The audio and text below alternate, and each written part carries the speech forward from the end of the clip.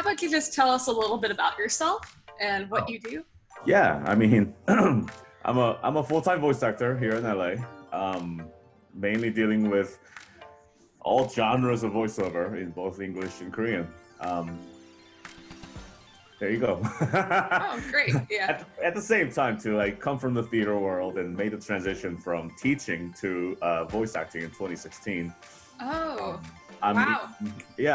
I'm on your roster for at character acting, I think. I'm represented by RSA here in LA, full-time, home studio, broadcast quality, all that good stuff. I run my own podcast called Voice Actor Showcase, which is why we're here today. And like, what exactly do you discuss on that podcast? So when I started that podcast, well, let me backtrack a bit more. Okay. When I first started, right, I was looking for, okay, what kind of information do I need to make the jump into the voice acting realm? So I started researching like crazy, and podcast was one of the avenues that were available. So I started listening to different people, and like soon came to the realization that there was no podcast that talked about the actors themselves.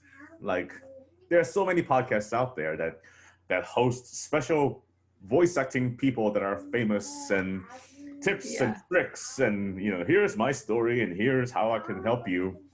And there's like business ones, Mark Scott's Viopreneur, that talk about the business end of the voice acting. But I wanted to tell stories of people like me, everyday people, you know what I mean? So with that thought, I started the podcast, and we talk business in it, obviously, because it's a voice acting audience. Yeah. But it's more about the actors.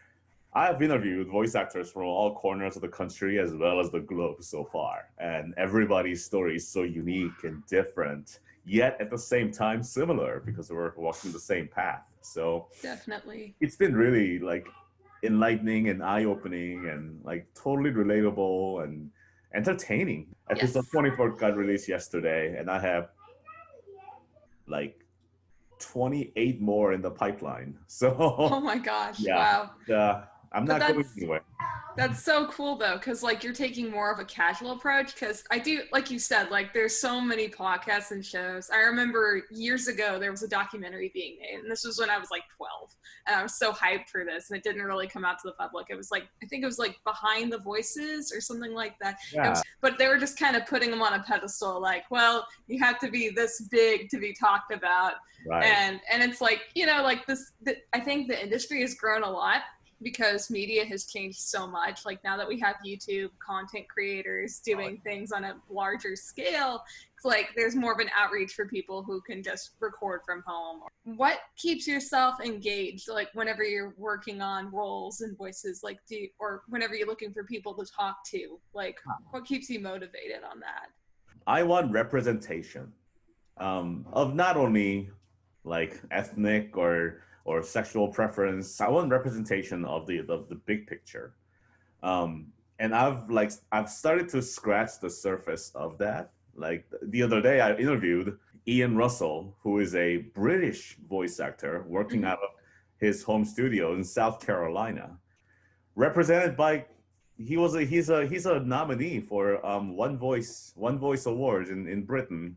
Wow. Like British voice actor in South Carolina of all places, nominated for all these things and making grip amount of money from out in the middle of nowhere. And you don't know who Ian Russell is. I bet you never heard that name until today. Commercial work is just so overlooked. Like it's just so convenient because you get to be your own human being and you get to live your own life and not have to worry about keeping up appearances. I know too many voice actors in the commercial and other non-realm that are making six figures, living a very comfortable and luxurious life, who can walk down to their local Starbucks and not get bothered because nobody knows who they are.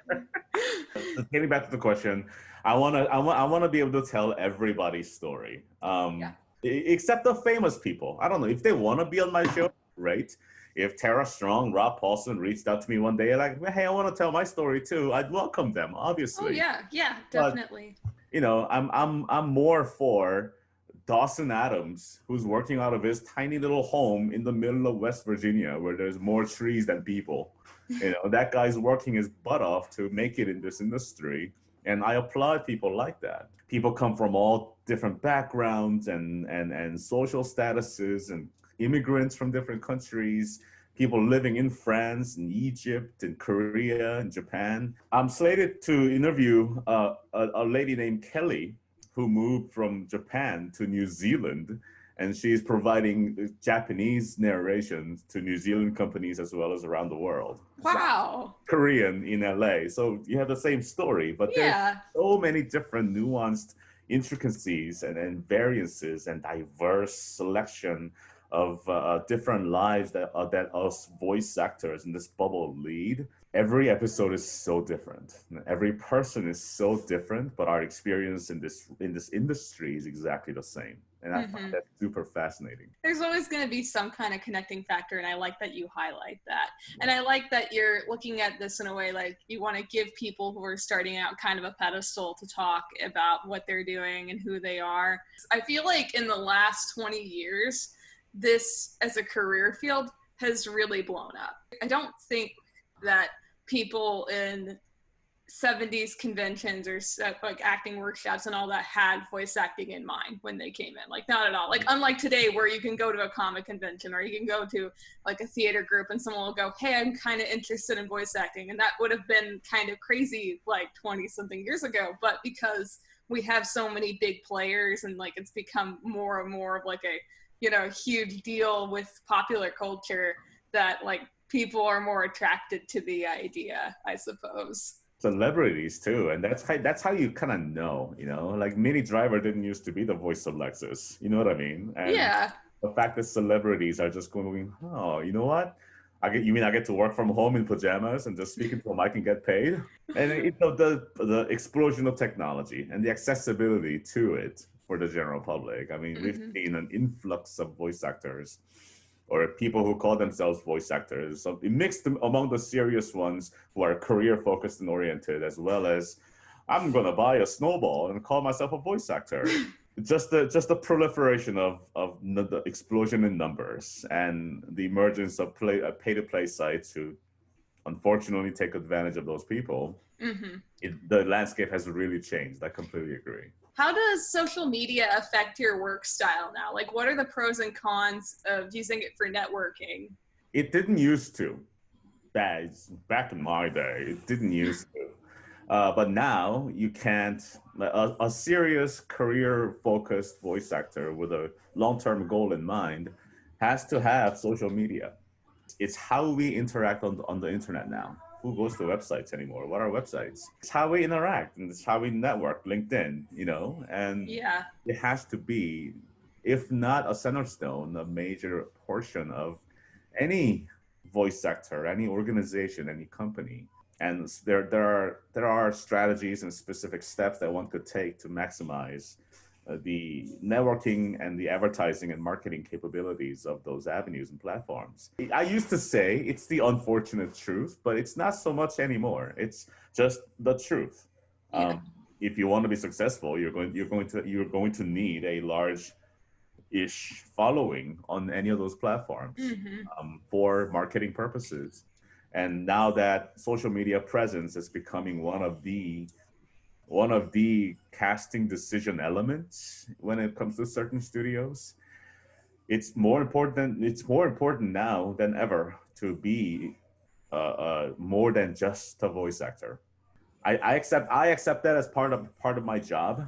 I'm active on Twitter, Instagram, LinkedIn, but yeah, social media is a big element of my business and my persona and my presence. Creating content in general really does rely heavily on that. I joked for a long time about how like there's this dynamic now where you kind of have to be everybody's friend or like put up that appearance of connecting deeply with others in order to maintain an audience, where it used to not be that way. Like the internet, like 11 years ago was just like, if you had a cool looking thumbnail or like a weird title, people would click on it and go, all right, we're watching Man on the Moon such and such by Tony, who's a fourth grader. But now it's like you really have to draw them in and make that connection. Like it's mandatory. As long as I bring my authentic self, which is the key word in the voiceover realm now, authenticity and realism of the person. I do try to bring that. I'm like that in real life. I'm not pretending to be anything else other than me.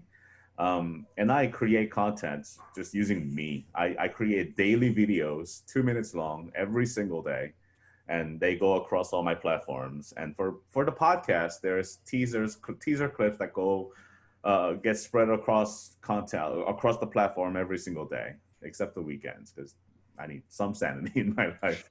But Yeah. every single day throughout the week, there's at least 2 pieces of content that gets produced, that gets cross-posted contextually, specifically to every platform every single day. And people have really latched onto that. And the way I interact on social media as well is genuine. And I'm not pretending to be anybody. And I speak my thoughts and be positive and try to support others and not be a jerk about it. You know what I mean? So how do you keep yourself like prepared for all of that every day? Like what are there any routines or anything like that you keep up with to remind yourself? Weekend is my podcast editing time. So I have a database and a bank of audio that I've recorded myself as well as others and pictures and whatnot. So weekend is my editing time. I create a series of teaser videos, save it on my desktop, put it up on YouTube, put it up on my website to be released that Friday. So and that's planned release, right? That's self-explanatory. And every single day around 3 o'clock, I hop in my booth with my phone and just record.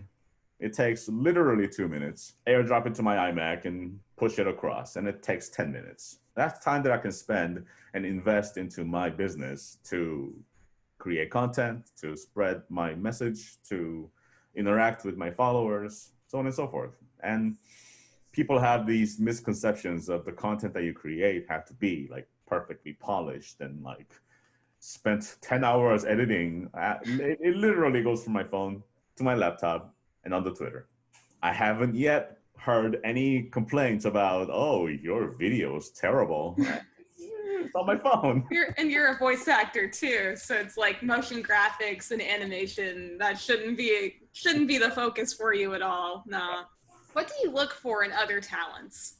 Contextually, for the podcast, let's start there. Yeah. Yes. I look for a story. Even though the podcast is designed to interview everyday regular people, it's still I still consider a show. I still consider it a show. It's called Voice Actors Showcase. So if anybody who fills out the form, who that's on my website, or reaches out to me directly, has an interesting story, and that's the literal term that I use in all of my intros. If you have an interesting story, I bring them on.